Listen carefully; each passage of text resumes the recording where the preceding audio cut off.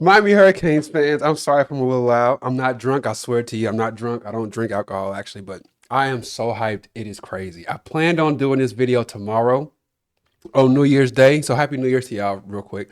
I plan on doing this video on New Year's Day, but I'm so hyped. I said I gotta just get my actual reactions on this whole game. The Miami Hurricanes beat the Ohio State Buckeyes. And let me tell y'all why this is so important to me specifically. I became a Miami Hurricanes fan in 2002. Why? How? I came home from practice, I walked to the living room, and I saw a college football game on the TV. So I figured I finished the fourth quarter, and then it went into overtime, and I'm watching this game, and I'm like, wow, the way that it ended is crazy.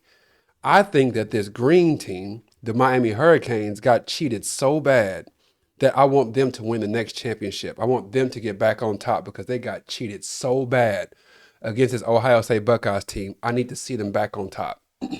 So I followed them next year. They didn't do anything. Followed them again the year after that. They didn't do anything. Then the next few years, it got real, real bad. And before I knew it, I was a die-hard Miami Hurricanes fan. Miami versus Ohio State is the game that turned me into the Miami Hurricanes fanatic that I am today. So that's part of why this game meant so much to me. We have played the Ohio State Buckeyes a few times, a couple of times since then, but those are regular season games. Didn't really have too much going on in those games. This one meant a lot to all of us Hurricanes fans. It meant a whole lot to me personally. It meant a lot to you. I'm sure it meant a lot to Mario Cristobal. I know everybody's going to be getting this question. There's a question that I told y'all that I consistently get, and I've gotten it throughout my fandom since I've been a Hurricanes fan. And that question is, are the Hurricanes back? Let me tell y'all the cheat sheet, the actual answer to that question.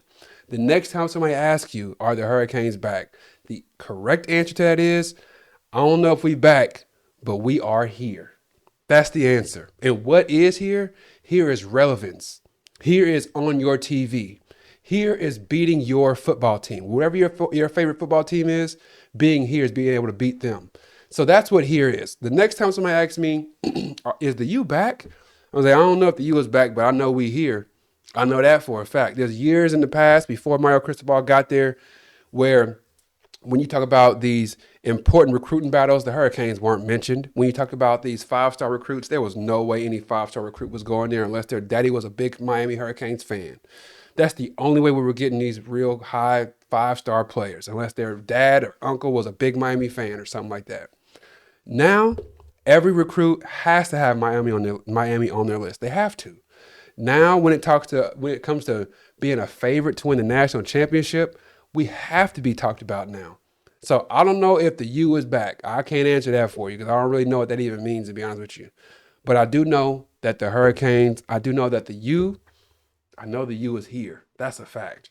So if you've never been here for one of these instant reaction videos, what I typically do is I'll read off all of the notes that I took throughout the game, and I just give like almost like a play-by-play thought process of what I was thinking during the time of the first quarter, second quarter, third quarter, all the way to the fourth quarter. And then we'll go into depth on some of those plays. But before we get into that, please do like the video. We're closing in on 3,000 subscribers, so please do help us reach that 3,000 peak. We're getting there. We're almost there.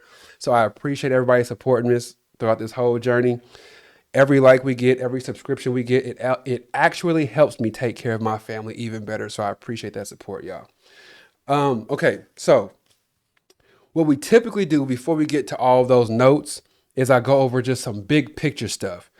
We're going to talk about one of the opponents that we had tonight because I got to talk about him, and that's Jeremiah Smith. We got to talk about him. So I'm going to talk about him in depth before we get into the play-by-play. But before we get into that, what I want to talk about is just some overall thoughts and views of the football game, just in general.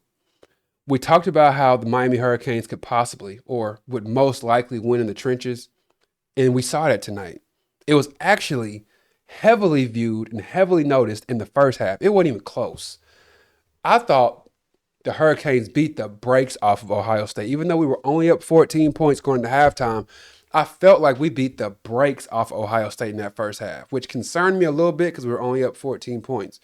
But the trenches, we tore them up in the first half, and especially on that last drive of the football game.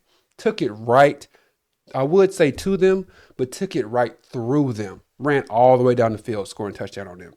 So before the game started, I told y'all, Texas A&M, I loved our positioning in that game because we came in as the underdog. We came in as the team that shouldn't have made the playoff. We came in as the team that wasn't as good as Ohio, as Notre Dame, but they were giving us some charity, just putting us in there like, oh, okay, you did a pretty good job. Here's a pat on the head. We'll put you in there just because you beat Notre Dame way up there at the first game of the season. We'll go ahead and put you in there as charity. That's what people kept saying. So I said, I love the fact that we're going to be able to sneak up on these people with a knife behind our back, and when they turn their head, bop, game over. I know that's a little graphic, I'm sorry. But that's what happened at Texas A&M game. People kept saying, oh, it's a pretty good team for the ACC. You know, it's a good little ACC school. You know, it's a cool little ACC team. They doing some cute things this year. That was Texas A&M's mindset. Oh, yeah, Ruben Bain is pretty good, but we'll take care of him. Not a big deal.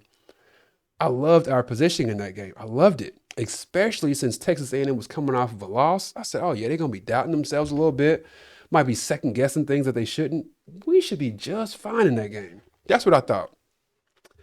Then I made a video leading up to this Ohio State game, and some folks thought I might have been crazy when I said I liked our positioning against Texas A&M going into that game, but I think we have perfect positioning coming into Ohio State. Some folks might have thought I was crazy if they could jump into my mind and see how confident I was going into this game against Ohio State. Everybody in the country, not everybody, just about everybody who wasn't a Miami Hurricanes fan or podcaster was picking Ohio State to win. But just like, I can't think of who it was. I was listening to somebody earlier, and they's like, have you not noticed that people are saying Miami has a better offensive line than Ohio State? They got a better defensive line than Ohio State. But I'm picking Ohio State to win. Everybody was doing that. They're like, the trenches, Miami wins that on both sides of the ball. The linebacking core, maybe Miami wins that too. The running game, Miami probably wins that too. But I'm picking Ohio State. That just kept happening consistently across the board. And when I was looking at things, I'm saying, I'm just going, like I gave y'all that Bugs Bunny analogy last week or last video. And I said, Yosemite Sam walking around all loud, shooting his gun, doing all this crazy stuff. Elmer Fudd walking around with his gun, doing all these crazy things. And meanwhile, Bugs Bunny is just walking around quiet, holding a baseball bat behind his back. And once they turn their heads, pop! And that's exactly what the Hurricanes did against Texas A&M. And that's exactly what they did to Ohio State this game. It's exactly what happened. They running around doing all this talking. All the news keeps coming out, not from the Miami side, but from Ohio State side. And I was getting more and more confident as the days progressed. Let's talk about some of the things that made me confident before this game. One, I knew that we'd win the trenches. I knew it. And Ohio State, I looked at who they had played all season. And I'm saying, if y'all struggled against Indiana, just watch what happens when y'all play against this cheat code that the Hurricanes have. And I'm telling y'all right now, if you played any kind of football game or any kind of sporting game growing up, you know what I mean when I say cheat code. Ruben Bain and Mesidor, those two together, they form a real life cheat code. You cannot stop them. You cannot. So just think about when Notre Dame, I keep going back to this. Every video, it seems like I go back to this, but it's so important it represents in a microcosm of what this football team is on the defensive side of the ball. Go back to Notre Dame's last drive when they were trying to move the ball up the field to beat the Hurricanes. Just go back and look at what happened there. The game was totally wrecked because they could not, and I put that in all caps, they could not block Mesidor and Ruben Bain. They could not do it. It just ruined and wrecked the whole game. And the reason why I say a cheat code is kind of like if you have a video game and you put a player in that game that's just so overpowered that it basically breaks the game, that's a cheat code. And that's what Ruben Bain and Mesidor are. That's what they form together. They are a cheat code in real life. They just break the game. It's almost like back in the day when Wilt Chamberlain was so tall that he could put his foot on one side of the paint and put his other foot on the other side of the paint, and they couldn't call 3 seconds in the key on him, so they had to change the rules. That's almost where Ruben Bain and Mesidor are right now. They are that good where they almost break the game and make you want to change the rules. It's that dominant at this point. So that's one reason why I was like, we're going to beat them. The other part, I don't like if I saw Indiana getting work on Ohio State. I saw Ohio State struggle with Indiana like crazy. And I'm like, our defensive line is much better than Indiana's. And then our offensive line is much better than Indiana's. So not just the defensive side with Ruben Bain made me confident, but the offensive side of the line. With Francis Maui-Noah, you ain't going to do anything with him. Markel Bell, you're not going to do anything with him. So I was so confident on both sides of the trenches that we'd beat them. Then the next thing that made me super confident, they had a long layover. People don't know that that actually does have an impact on the game. And people wanted to overlook it. Oh, it's not that big a deal. Okay, we'll see. And you see how slow and sluggish they came out to play against the Hurricanes. And even though Ohio State came out playing sluggish, I still believe, like I said at the end of the game, they said this is a huge upset. I don't think it's an upset. I truly believe that the Hurricanes are a better team than Ohio State. And I think if we could play Ohio State in a 5-game series, we'd beat them 3-2. I really believe that. I think just watching the game, especially that first half, the Hurricanes are just a better overall football team. Period. Period. The next reason that made me really confident, they followed up on 2 bad games. They looked bad the last 2 games. They barely beat Michigan. I shouldn't say they barely beat Michigan, but they showed some real signs of struggle against Michigan. And I'm like, okay, they can be had. Then I see them play against Indiana. And you know that old saying where they say, like, if it bleeds, you can kill it.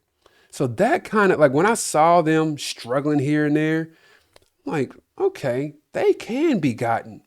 Now, if you go back and look at some of these teams like Alabama from a few years ago or Georgia from a few years ago, I'm looking at them like, that team may show blood all season. I don't think we can kill that. Like, you know what I'm saying? They just look unbeatable some of those years. But when I looked at every team that I've watched this season, whether it's Georgia, Ole Miss, Michigan, Texas, Indiana, Ohio State, every one of these teams, I've seen them bleed. I saw Indiana struggle against Penn State that's not very good. I've seen Oregon struggle against teams that weren't very good.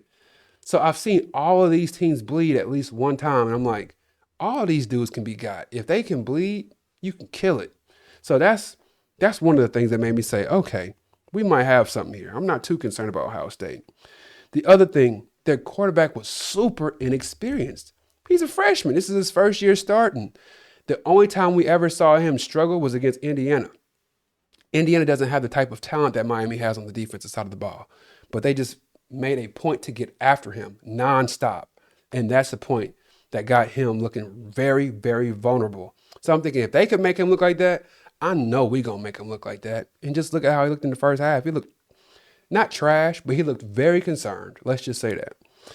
The next thing, offensive line issues. They had one offensive lineman they said was going to be out. Excuse me. They had one offensive lineman they said was going to be out. Another guy was going to be filling in for him. I'm like, okay, we might have something there.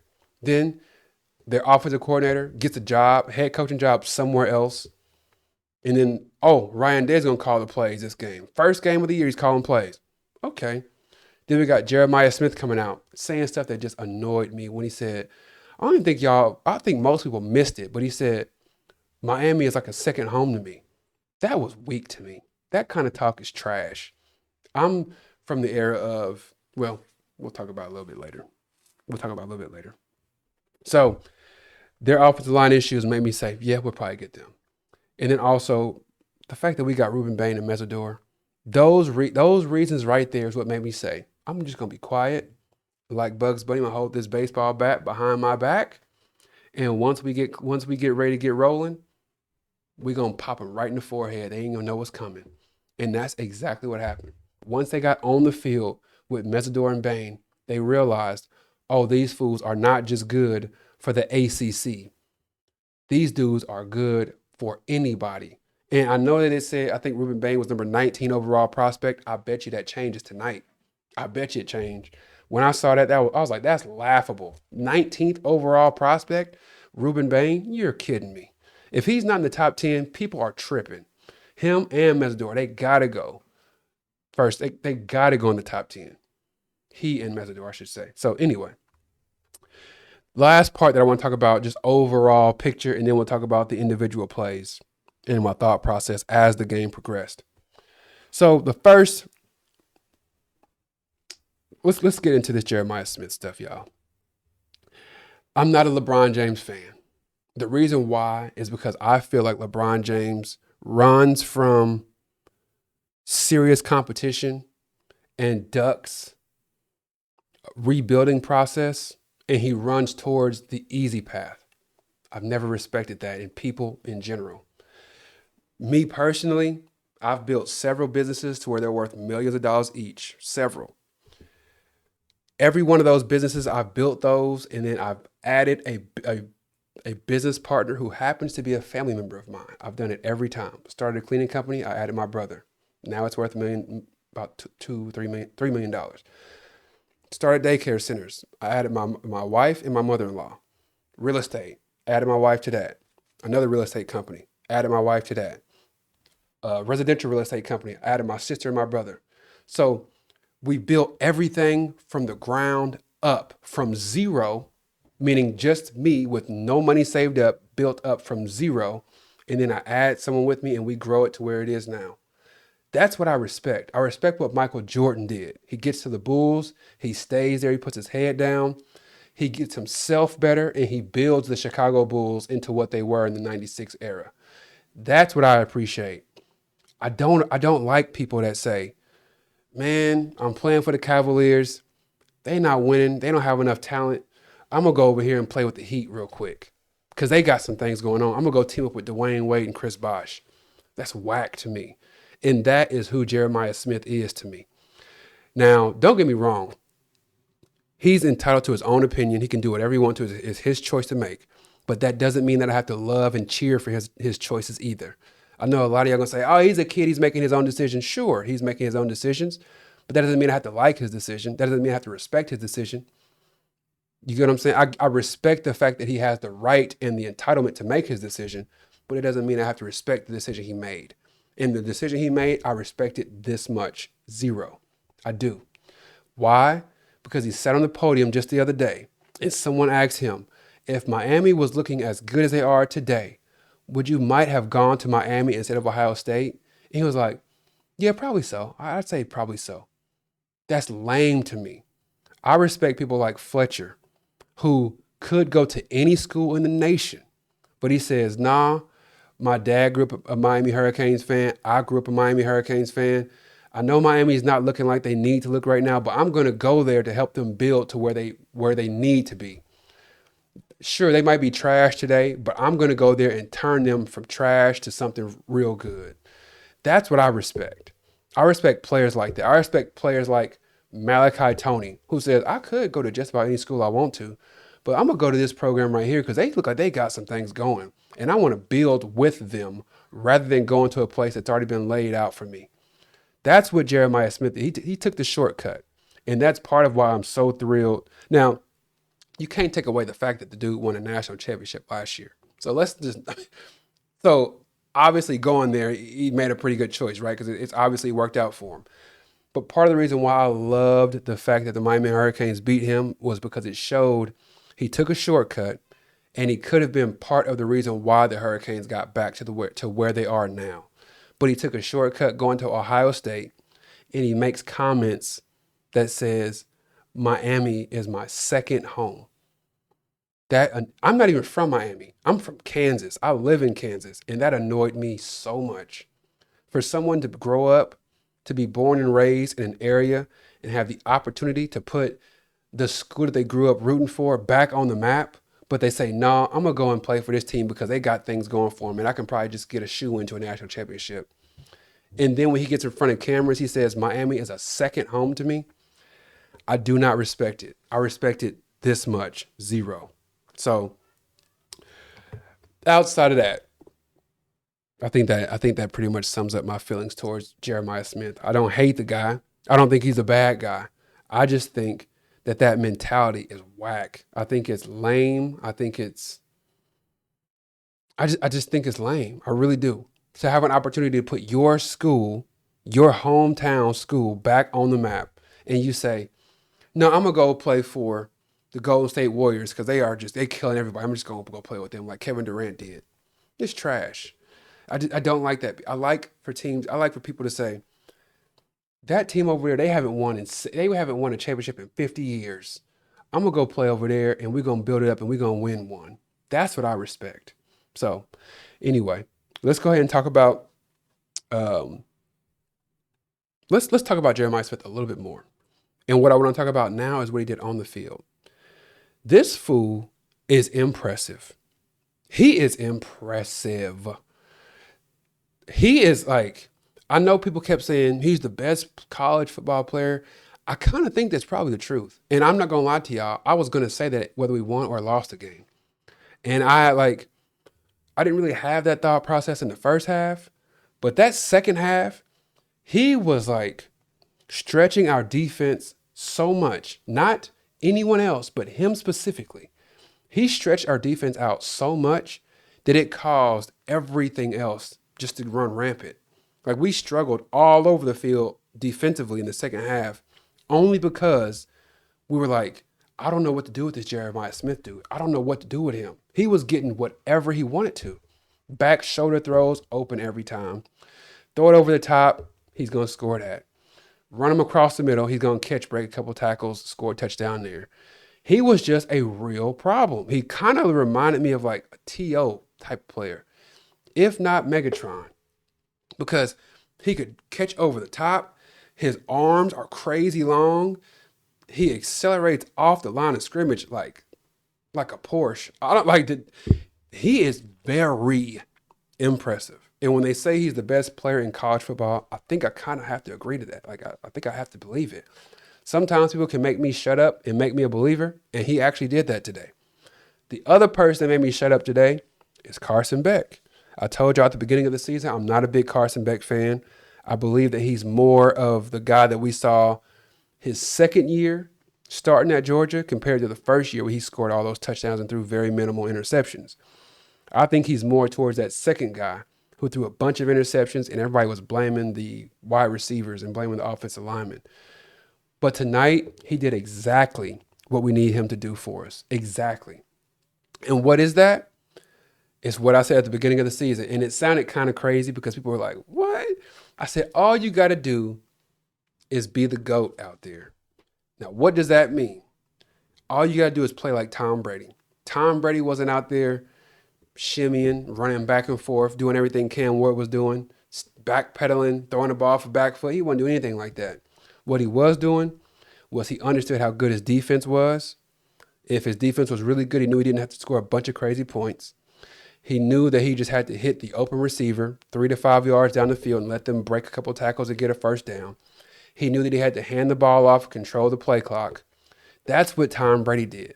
He didn't have this perfect rocket arm, didn't have the best accuracy in the world, didn't have wonderful legs. He didn't have the greatest pocket presence.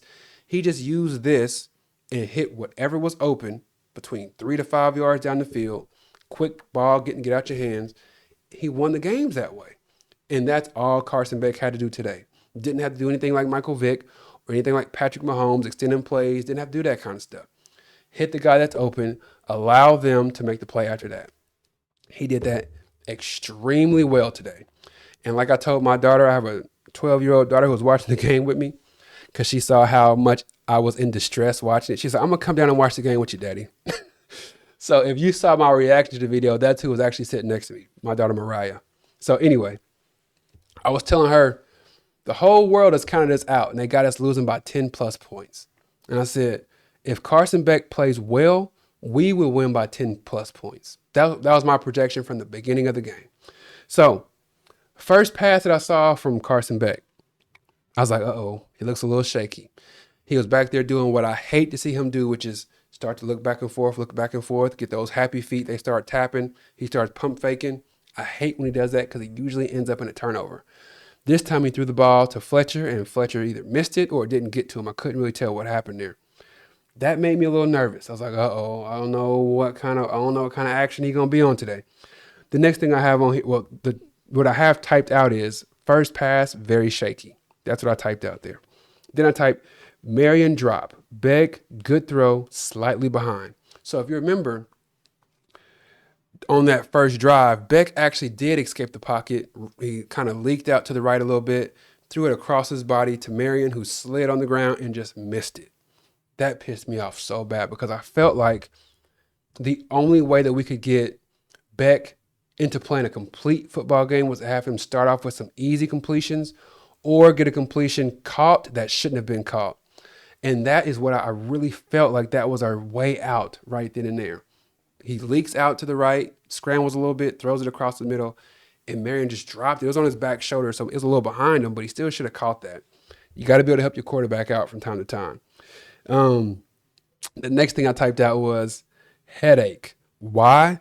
Y'all, I was so, and this is almost embarrassing, I was so intense during this game and so focused, it gave me a headache. And this is in the first quarter, first drive. I was like I wanted them to win so bad, it made me have a headache.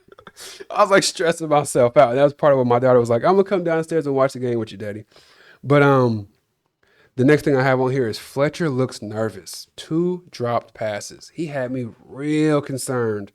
And then right after that, right after I said he looked nervous and he had dropped 2 passes, I mean, I typed it out, looked up at the screen, and then fumble.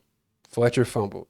So my response was, get Fletcher out, exclamation point, fumble. Can't do that, exclamation point. After I typed it, I started thinking a little bit, and I say, Fletcher is the team leader. I would think he's probably the team leader, especially what's going on with his dad. He appears to be extremely mature too. So I'm like, if that was a freshman running back, let's just say if Marty Brown fumbled, I do think that you bench him just to send a message to the team of how serious we got to take this game and how ball control is going to be incredibly important during the game. But when you have your team leader, that especially the team leader that you rely on at the end of the games to just run the ball down their throat like we saw him do against Texas A&M, I kind of think maybe you do have to leave him in. Which is exactly what Mario Cristobal did. He left him in the game. And that's part of why, like if it was me, I do think I probably would have taken him out. And that's part of why I'm not a head coach making millions of dollars coaching football and why Mario Cristobal is, right? I would have taken him out, but obviously it worked out that we kept him in the game. The next thing I have is 3rd and short, run up the middle, and we didn't get it. We looked so much on that 3rd and short that we did not get. We looked so much like that team that lost against SMU, it startled me. I said, oh no, are we going to be that team again where we're playing tight? And on 3rd and 2, 3rd and 3, instead of spreading them out with receivers everywhere and having one running back here and just hand it off to him on, spreading the defense out, instead of doing that, we take the receivers out and bring in additional offensive linemen. Like, are we doing that for real? That scared the heck out of me. I was like, oh man, we going back to it. It's going to cause us to take a big old fat L if we do that, playing conservatively, playing scared. I really want them to spread on these 3rd and shorts. We have to spread the defense out. And that's what we did towards the end of the game, but we got to do that. Anyway, the next thing I have on here is don't get tight. Beck looks really good so far. I thought those first few possessions, I thought Beck looked really good. And I know he ended up with just a little over 100 yards, so he wasn't just out there killing it. But he seemed like he was composed. That's the word that comes to mind for me. He seemed composed and like he was actually seeing the game. If you go back and look at him against Louisville, he wasn't seeing the field at all. He was out there like seeing ghosts, looking scared, throwing the ball before he needed to, feeling pressure that just wasn't there. So I watched him these first couple of possessions in this game, and I'm like, we're not really dominating the game as far as like moving the ball up and down the field, but he doesn't look scared at all. He's throwing the ball, he's holding the ball a little longer, he's extending plays. He seemed like he had control of the game, and I love to see that. Next thing I have on here Man, I'm probably gonna lose my voice. I'm not gonna lie, so I'm gonna keep drinking this water. Excuse me, because I was screaming like a child. And if you just go look at my video, the little short that I made. That was real. That was in real time. Man, I was so hyped. So the next thing I have on here is the defense looks really good. That's what I typed out. Looks really good, all caps. And then I have so far our offense and defense looks better than their offense and their defense. It didn't even look close to me them first couple of possessions. And one of these things that a lot of folks can do, and I'm one of those folks, a lot of us probably like you, it only takes like 2 possessions to know who's going to win that game. And when I looked at that game, those first couple of possessions, I said, we're not really moving the ball like that, but I can tell we better than them, offense and defense. We're just better than them. We dictate everything so far. And that's what made me super confident in that first quarter. I felt like, you know, leading up to the week, you're confident because you're like, I actually believe we're going to beat these fools. But then there's always this little doubt in the back of your mind that says, what if we get on the field and we realize that they are just far better than we are? Like, what if that happens? What if from the first snap of the game, they just run away with the ball? And it's like, dang, we can't compete with these guys.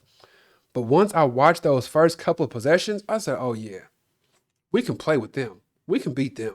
I was super confident after those first couple of possessions.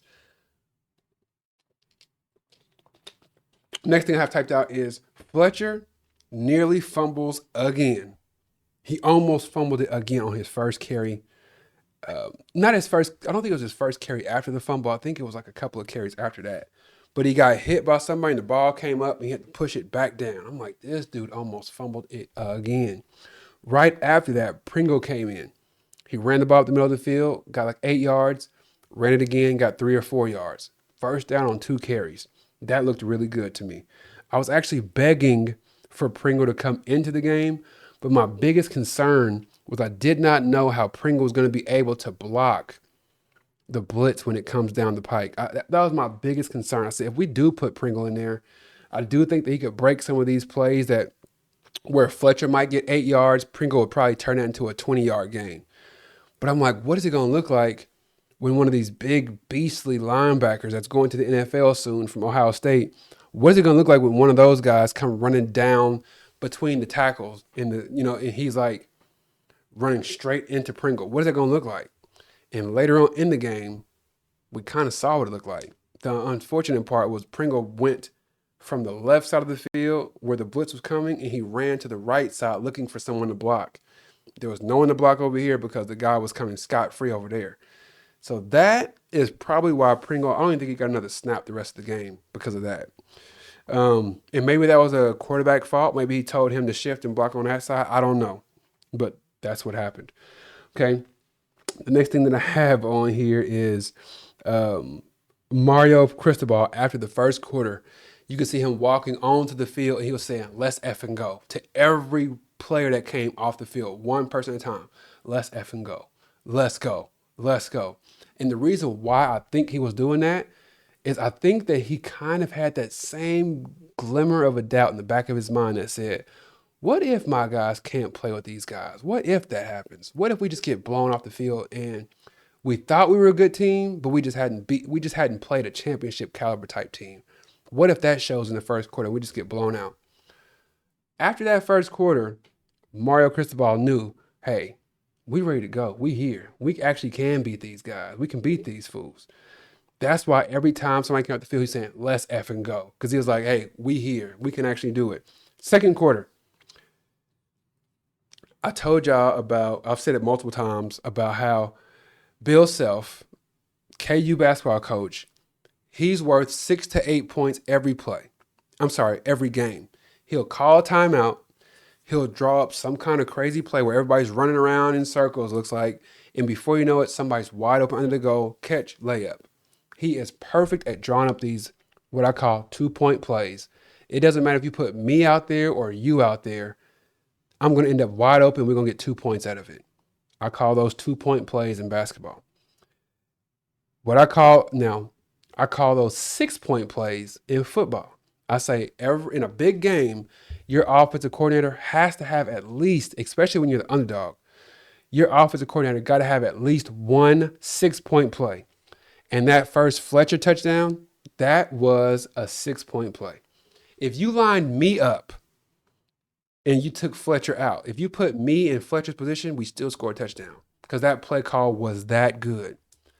We had just shown that we do want to run the ball right up the middle. We want to run right behind the center. We had just shown that the previous possession. So what does he do? He takes all the receivers off, brings in additional blockers, brings in offensive linemen, brings in tight ends, puts them all in a bunch formation. There's no wide receivers. Everybody's in a bunch formation, but they're in a shotgun.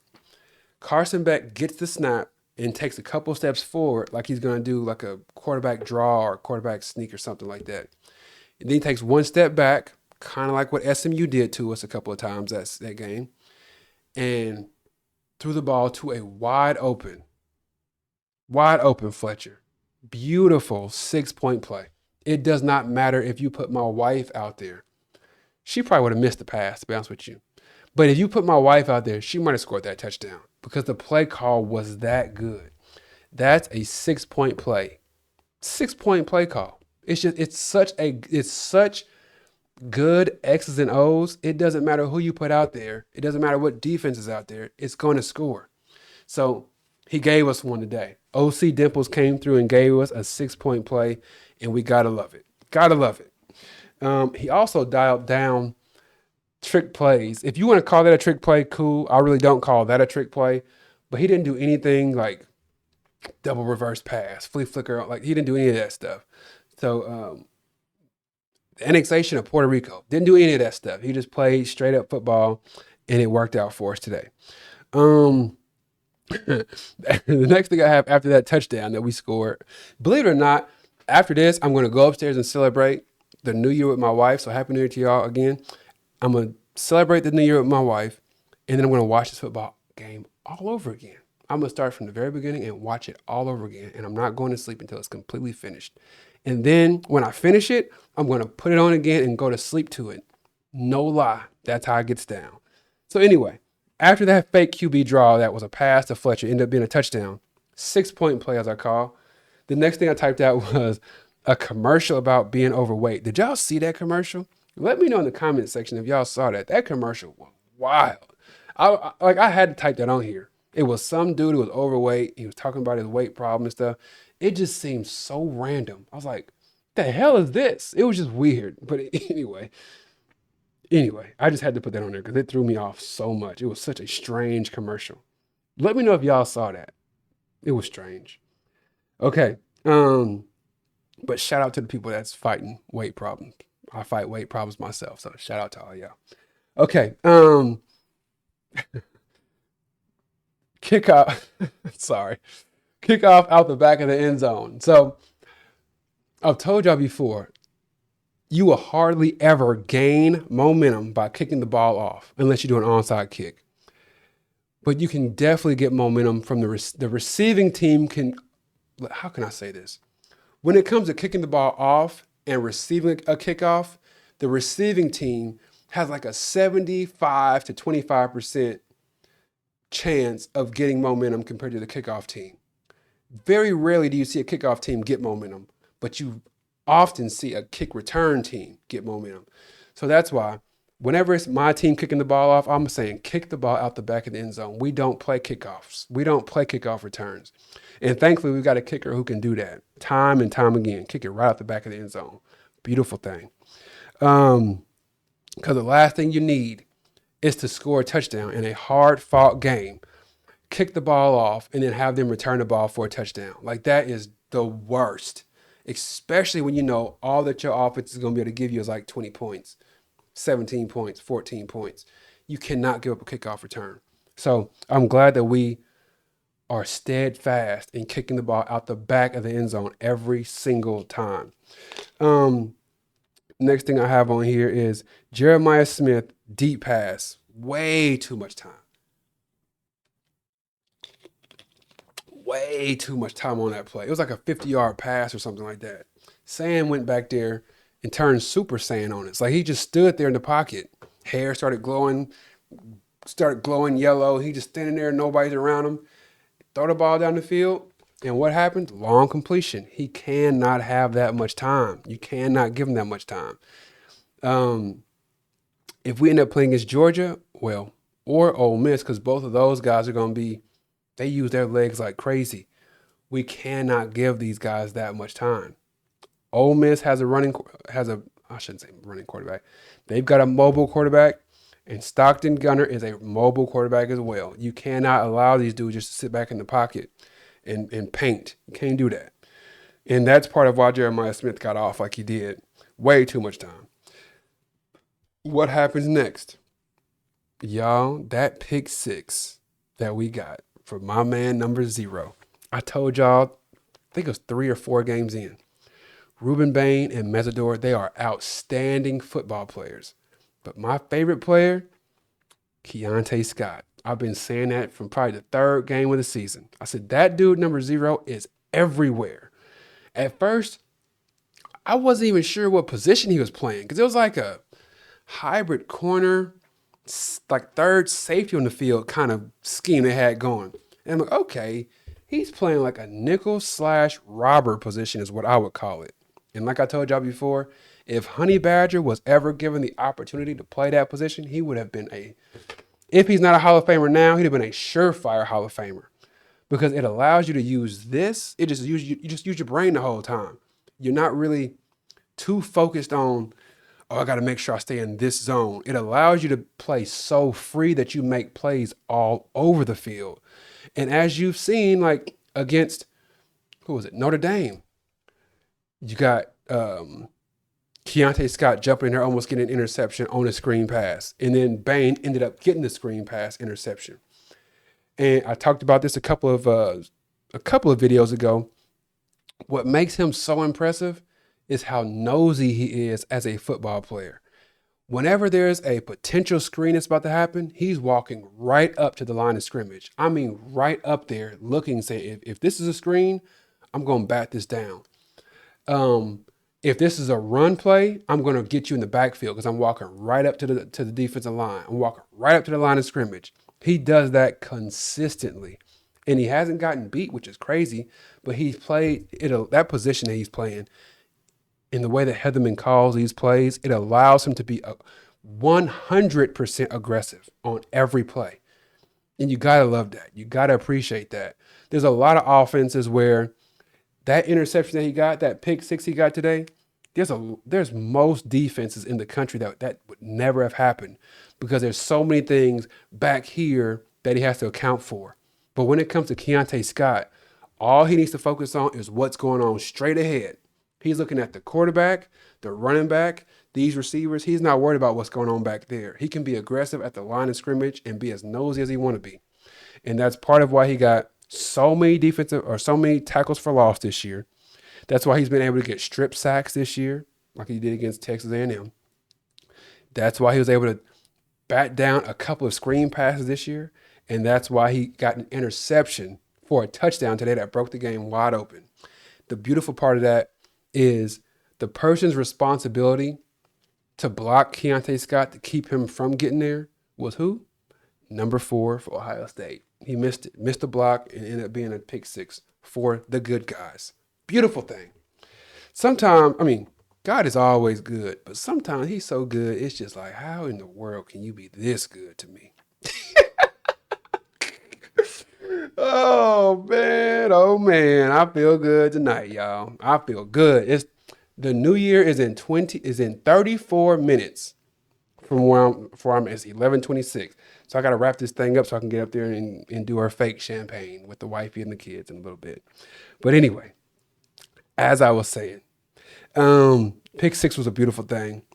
The next thing I have on here is Miami defense is living in the Buckeyes backfield. Sam didn't know what was going on. He was so lost, so confused, not scared, but he just did not have enough time to do anything. And like I said earlier, just like I was telling my daughter during the football game, she don't really know much about football. I said, that guy number 4, that guy number 3, they are what we call cheat codes. They're going to get in the backfield every single play. Every play they're gonna be back there. Especially if you try to block him one-on-one, he gonna get back there and sack you. 8 out of 10 times he's gonna get around the dude blocking him. It's that crazy. That's why I say it's a cheat code. They were living in the backfield, and that's why Ohio State couldn't get anything going.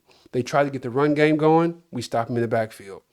They break the tackle that Moton tries to make. Ruben Bain comes on there and finishes the tackle. Ruben Bain misses the tackle. Moton makes the tackle. It's just like they were just living in the backfield. If someone misses a sack, someone's right there to clean the sack up. It was one play where it was 3 Hurricanes that got a turn on the quarterback before the final one ended up bringing them down. Living back there. Let's see, what else is there? Beck rushed for a first down, and I put he is playing his butt off. I thought Carson Beck played. This is probably his best game of the season. And I know, like I played basketball. I've scored a lot of points in my lifetime. The best game I've ever played, I only scored 4 points in it. But I did everything. I took some important charges, turned the game around, ended up winning the game. I only scored 4 points that game. That's the best game I've ever played. And there's games I scored dozens of times more than that. No, not dozens of times. Multiple times more than that. But Carson Beck didn't throw for many yards. He's had games where he's thrown for way more yards, and he's had way more completions in a row and all that stuff. But this time, he focused so much on just getting the next first down and playing clean. And instead of throwing the ball away, just taking the sack, like his decision-making in this game was off the charts. There was hardly any time, it was only one time actually, where I was like, damn, he's wide open, G, you just missed him. Malachi Tony right in the middle of the field, wide open. And if you don't want to throw it there, Fletcher's wide open over here. There's only one play I can think of where I was saying that. Other than that, I'm like, he just playing a clean game. He made excellent decisions tonight. Even the sacks he took, I'm like, I can live with that, brother. I can live with that. Go ahead and take that sack. Don't throw it across the middle, get intercepted. Go ahead and take that sack. Decision making, superb tonight. Superb. Carson Beck thought he had a first down on that play. Ended up getting overturned. Pissed me smooth off. Because why? That was clearly a first down. Clearly to me. Let me know y'all's thoughts on that too. Leave that in the comment section. Do you think, even if you're not a Miami Hurricanes fan, if you were a neutral fan, just a neutral college football fan, could you have seen where they overturned that? I just cannot see that. Okay. Apparently the food is ready. Okay. I'll be up there in a little bit, pretty. All right. So defensive line, super cheat code. What else is there? I just kept typing on here. The defensive line is a cheat code, and I keep seeing it like in all these different areas. That first down being overturned that killed so much. Next drive for Ohio State, another 3 and out. Beautiful thing. Defensive line's a cheat code. Beck sacked on first down. And then I said, that's good because it wasn't a turnover. I don't think. This game, he seemed like he was so locked in compared to where he was playing against Louisville. He's just making these bad decisions where he's about to get sacked. He's trying to do too much. He wants to be the Heisman, so he's throwing the ball up to these receivers that can't get the ball where they need to get it. This game, instead of trying to force things, he said, man, he played like the GOAT. He played like Tom Brady. I'm just going to live to fight another down on this one, y'all. I'm going to go ahead and take this sack. It'll be 2nd and 16. That's all right. We'll see if we can get the first down. If not, we'll punt it away, let the defense do what they're going to do, and then we'll do better next possession.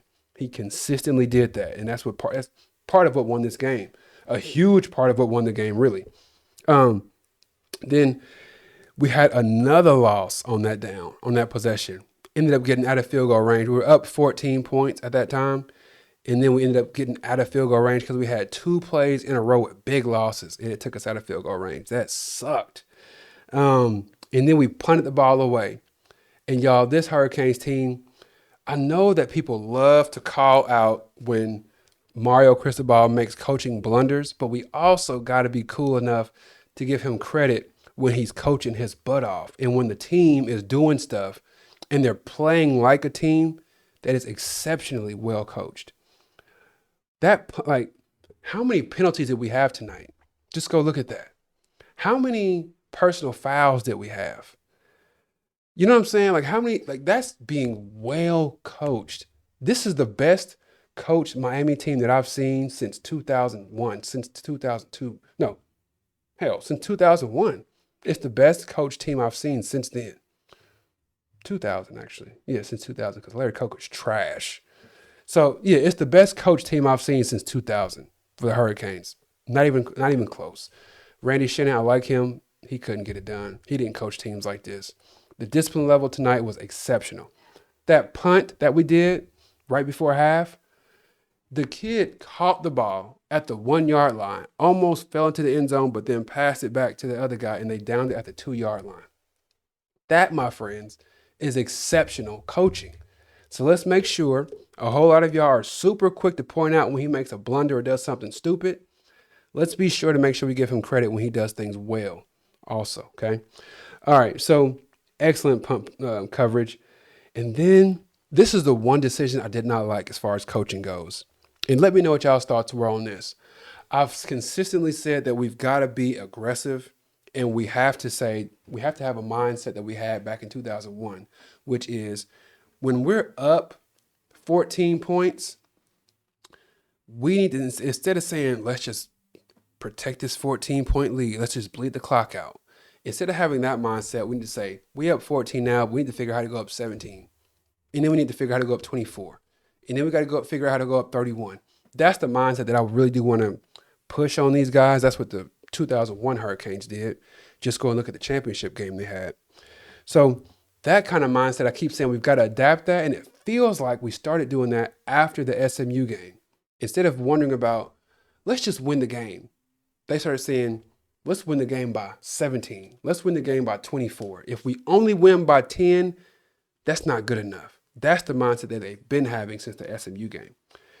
But in this position, Ohio State gets the ball back with maybe a minute and a half left, something like that. They're down at the 2 yard line. They run the ball. You only get like 4 yards. And then we call a timeout, trying to get the ball back.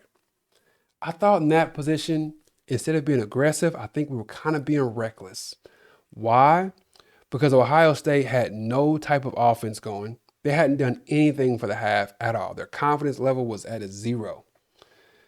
And I felt like us calling that timeout, if we get the ball back, what's the odds of us actually going and scoring? Not very high.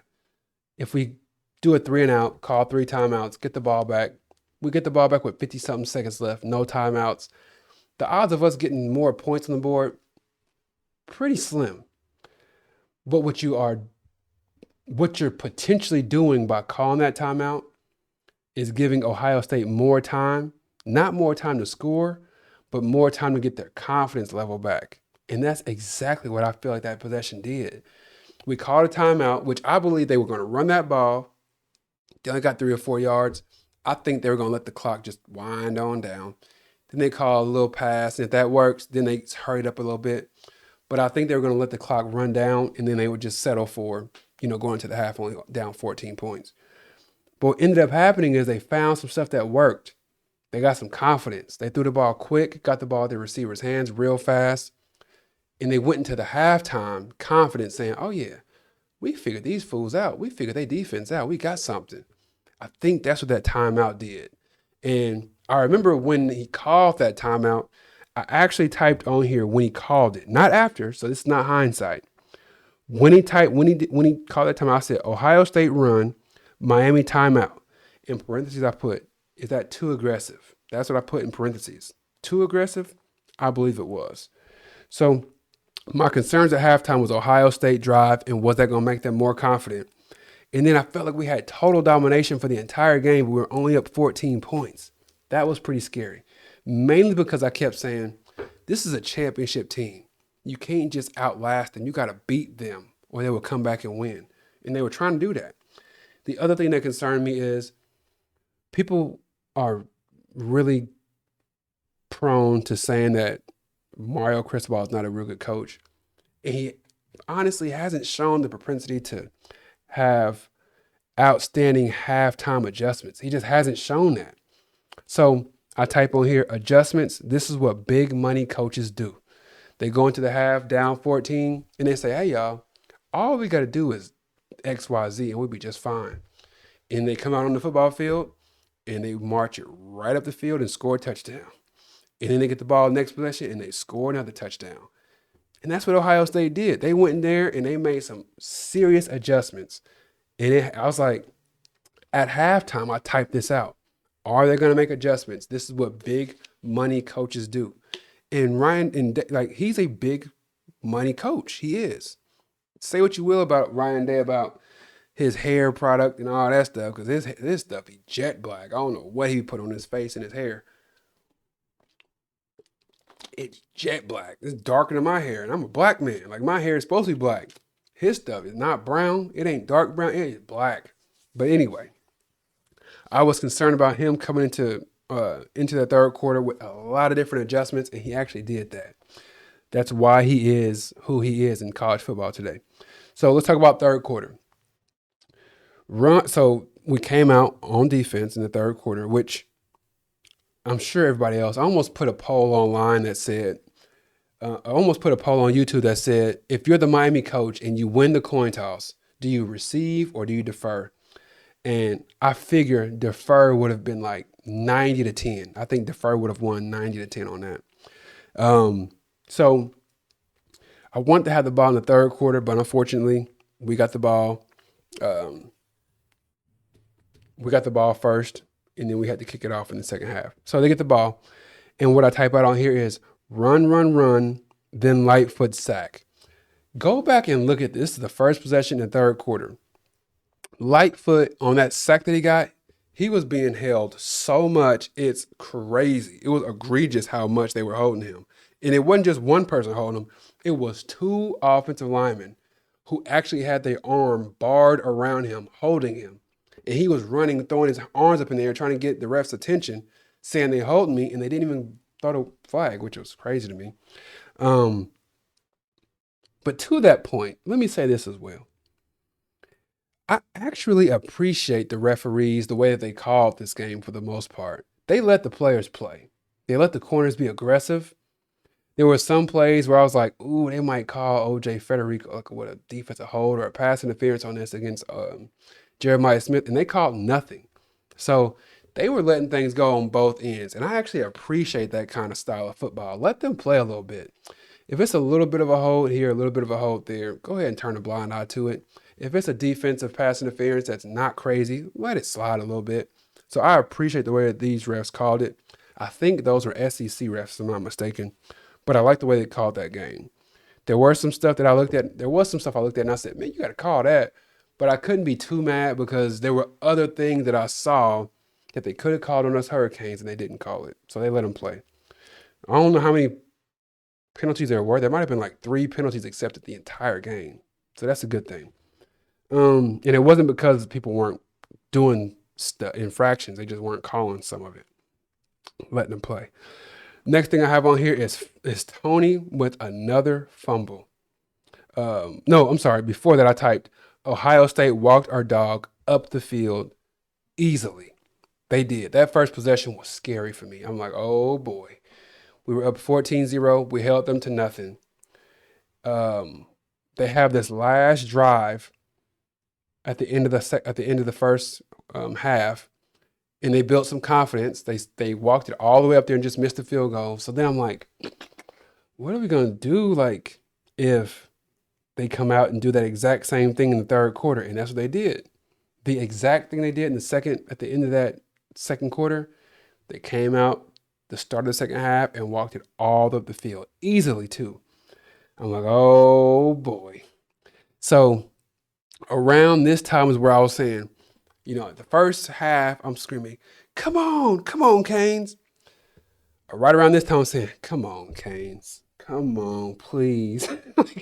It went from being hyped, screaming, come on, to a begging, come on, please. It changed real quick. And then Tony with another fumble.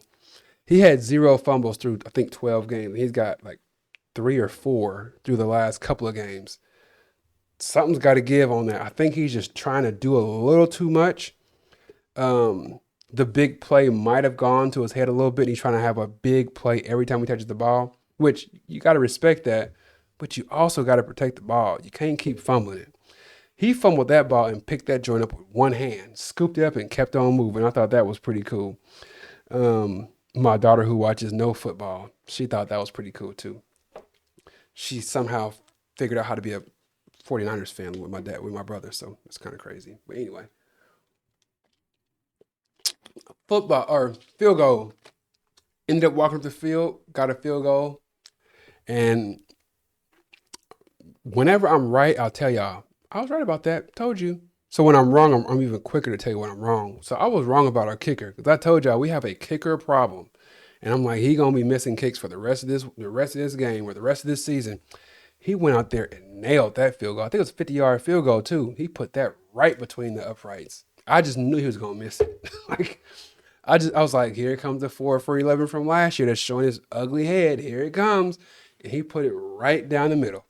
Beautiful thing to see. So was I wrong? You're damn right. I was 100% wrong on that, and I'm thrilled that I was wrong. Defense. The next thing I have on here is the defense went from playing on their toes to now playing on their heels. We were dictating what Ohio State would do. We were blitzing. We were getting home with just 4 consistently. All of a sudden, they start chipping Bain on one side. They start double teaming Messenger on the other side. They're getting the ball out of the quarterback's hands real quick. Just snapping the ball, giving him one read, which is just a back shoulder throw to Jeremiah Smith for 20 yards down the field. Get the ball out of his hands in 2.5 seconds consistently. I saw that and I got a little concerned because it's like they're getting whatever they want to. They're running the ball, getting 6, 7, 8 yards every time. When they throw the ball, they are wide open every time. I mean, tight end, run up the field, 8 yards, stop, turn around, and he's just wide open. No one even near him. He catches the ball and turns around like, damn, where's the defense? It runs for another 5 or 6 yards. That was scary. So I'm like, and you could see Michael Irvin on the sideline. He said, 4, number 4, we got to double him. And it looked like Jeremiah Smith gravity was so strong that the entire defense was like being pulled towards him, and everybody else was just being guarded by like 4 other players. It seemed like we had 7 people shaded over towards Jeremiah Smith, and then the other guys were just being guarded by 4 people. And it's just like, damn. And that's why it looked like everybody was wide open. Because if we guard Jeremiah Smith one-on-one, he's going to catch back shoulder fade 9 out of 10 times. If we double him or triple cover him, bracket him, whatever we want to call it, it's going to leave somebody else not open, but I really stress wide open. And it happened consistently. 15 minutes to the ball drop. We better hurry up and get through this. What else do I have on here?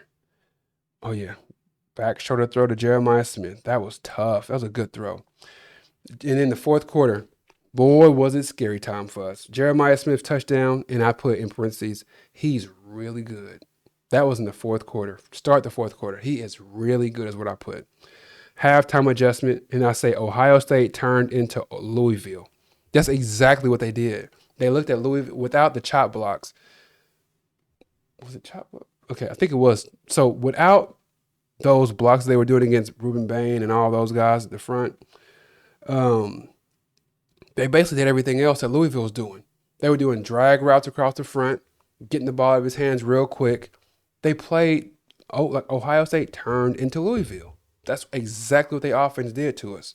And that had me shook because I said, I don't know if we're going to be able to stop them one time in this half because they look like they got it figured out. And again, it's not like we weren't even getting close to sacking them. We were no longer getting close to stopping them in the backfield anymore. It was all wide open passes or 8, 9 yard runs, 15, 18 yard runs, just back to back touchdowns. It's like, oh man. So quick passes, one read, deep incomplete, and then we had a deep incomplete pass to CJ Daniels that had no pass interference.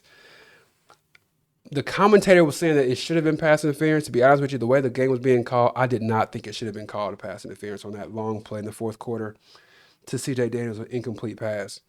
Next thing I have typed out is Carson Beck run for first down. He lowered his shoulder and got a first down for us. That was a huge play. It led to a punt, but that first down, like, that showed some heart. I think it got the team juiced up a little bit too. Ended up punting 3 plays later. And then I just typed in here, they are wearing us out now. They were getting whatever they wanted to.